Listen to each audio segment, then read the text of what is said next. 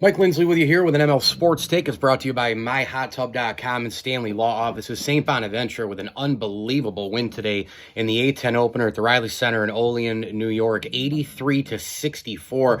And you could tell from the jump that there was a focus.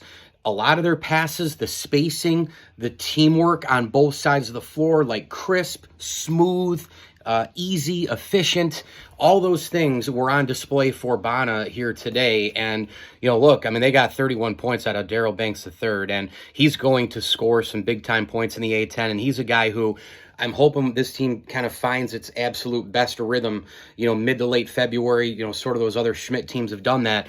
And if they can do that, we know that they have a bona fide guy who can take over a game, because Daryl Banks III has not proven, he hasn't proved it once, twice, 5 times, or 10 times. He's proved it a bunch of times, 20, 30, 40 times in his college career, going back to St. Peter's in the NCAA tournament last year against Kentucky. So this was a tremendous win for St. Bonnie. I just thought the shot selection was outstanding. The Bonnies really locked down on defense. I mean, they went 13-31 from three. You can't argue with that. That's 42% basically. They shot 49.2% from the floor. They were great from the foul line. They did get out rebounded just a little bit, but you know what? They made up for that by really, really good defense, which in turn had 4 blocks and forced 17 turnovers on the UMass side of things. I thought the Bonnies did an unbelievable job, working the ball in, working the ball out. They didn't get anything out of Barry Evans today. They got barely anything from Venning. Luke only scored 5 points, and it was like, okay, well, how in the world did they score 83 points? And then you look at 31 from Banks and 22 from Farrell. Sometimes that's just how the cookie crumbles. You get 53 points from 2 guys, and then from there you just kind of piecemeal it, which they did. And also a very strong effort today out of the bench. I mean, Maluk was fantastic. Rumpel was quick and active on both ends.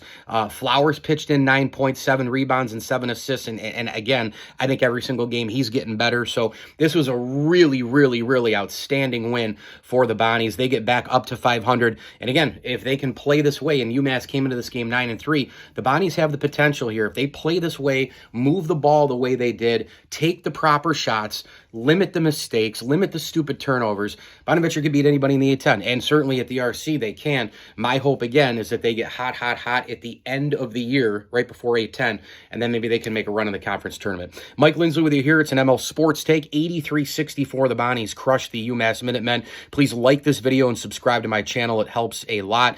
Wishing everybody out there a happy holiday season, and certainly a happy new year, and hoping for the best for the Bonnies in the new year as well. Video brought to you by Carvel of North Syracuse, MyHotTub.com, and the Vince Segura Consulting Group. As I always tell you, enjoy the games.